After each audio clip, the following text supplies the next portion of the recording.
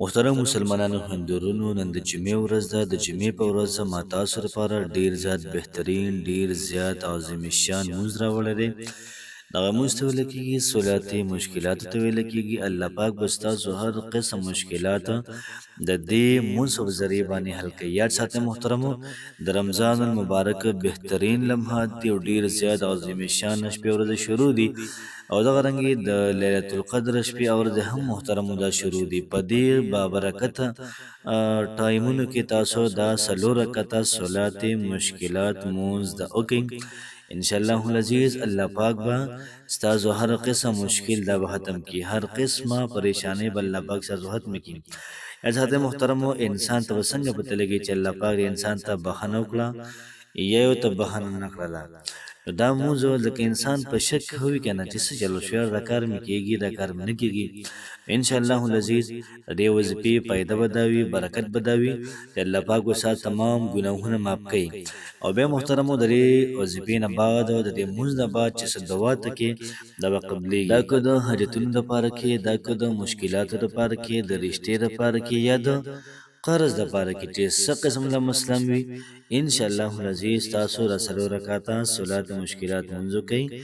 بیا محترمو د هغې نه بعد تاسو ذکر اذکار وکئ، بیا دعا وکئ چې کومه دعا کې انشاءالله العزیز الله پاک به په ښه طریقې سره محترمو دا به ستاسو دعاګانې قبلوي، مشکل به ختموي، حاجت به پوره کوي، قرض دا محترمو ختموي، دغه رنګې کاروبار به در الله پاک بهترین په ښه ځای کې درکوي.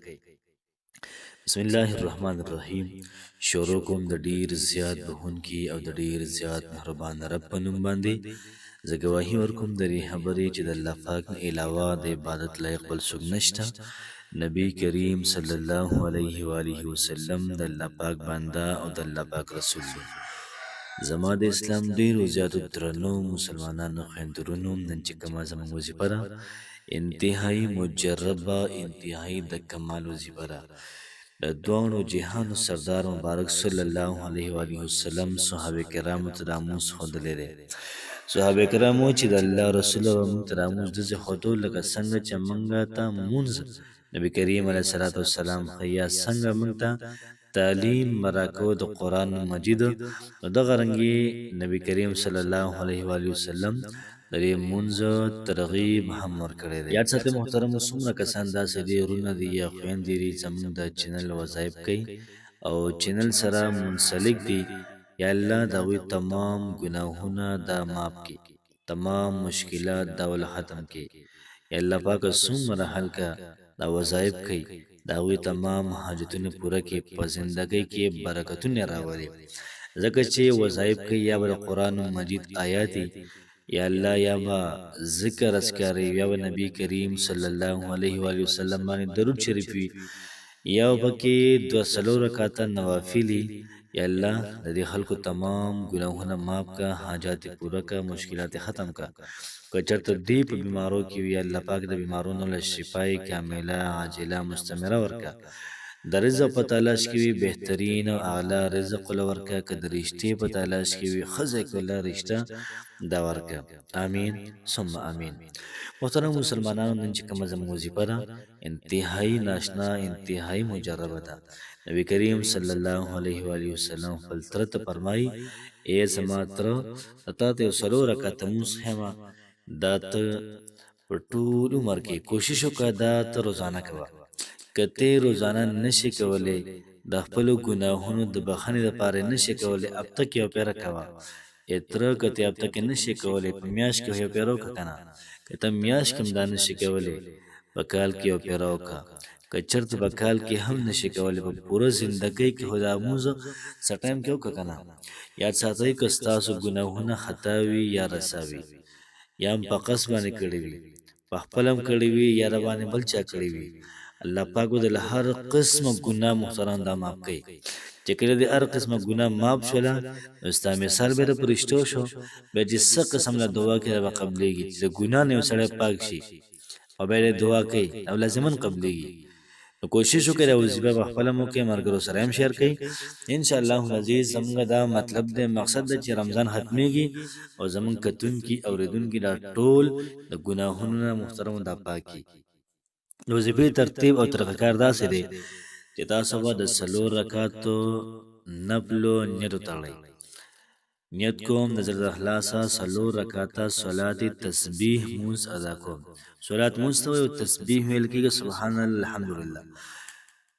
صلات تسبیح مونځ ادا کوم په دې ذروه پر رضا د خدای خاص خدای تعالی را محمد کعبه شریف پلور کو الله اکبر الله اکبر به وکړي. بیا به د هغې نه بعد سبحان وي ولا اله غیرک پورې. بیا ورته پنځلس پېرې درېیمه کلمه وي سبحان الله والحمد لله ولا اله الا الله والله اکبر او دی ویلي. بیا ول هدا چې کله ته پنځلسمه پیره پنځلس پیره پوره کې پنځلسمه پیره باندې با لا حول ولا قوت الا بالله العلی العظیم دا به وي. بیا سورۃ الفاتحه وي. بیا د هغې نه بعد سورۃ الاخلاص وي. بیا د هغې نه بعد لس پیرې وي. بیا چې کله ته ښکته شې رکوع ته نو په رکوع کې به لس پیرې وي. بیا سمع الله لمن حمده قومه کې به دس پیرې وي. بیا یوه سجده کې دس پیرې وي. بیا چې راپاسې د سجدې نه جلسه کې کښېنې بیا به لس پیرې وي. بیا دویمه سجده کې به لس پیرې وي. نو په یو رکعت کې به 75 پیرې به شي. یو قسم الله 75 پیرې به په یو رکعت کې شي. په څلور رکعتونو کې به 300 پیرې دغه ذکر محترمو دا به راشي. کوشش وکړئ چې دا وظیفه وکړئ. چې کله تاسو مونځ وکړئ د هغې نه بعد لکه حمد و ثنا الله پاک له وکړه. بیا درود شریف ووایه. بیا د هغې نه بعد لاسونه اوچت یا الله ستا د حبیب فرمان دی چې انسان په دې باندې د ګناه نه پاکېږي. الله ما د ګناه نه پاک کړي. نو چې کله محترمو دا ته وکړو نو بیا به د هغې نه بعد دعا وکړې. انشاءالله هر قسمه دعا به دې قبلېږي. او بیا تا ته زه مبارکي در کوم تا په یو حدیث عمل هم وکړو نو دغه ثواب هم تا ته میلاویږي. او دغه رنګې د فساد په وخت کې چا چې په یو حدیث باندې یا د نبي کریم علیه السلام په یو سنت باندې عمل وکړو الله پاک ورته د سلو شهیدانو ثواب ورکوي. او بیا رمضان دی رمضان کې چې به سله سوله په 70 کې ضرب ورکړي نو څومره راځي 100,000 را به راځي. او بیا د جمعې ورځ ده بیا 100,000 لته ضرب ورکه په 70 کې نو تقریبا 21,000 تقریبا راځي یا 98,000 راځي. به دا نه پکې حساب کتاب وکړئ. نو کوشش وکړئ په خپله موضوع پوه کړئ ملګرو سره هم شیر کړئ. الله پاک مو خوشحاله آباد ساته. السلام علیکم ورحمة الله وبرکاته.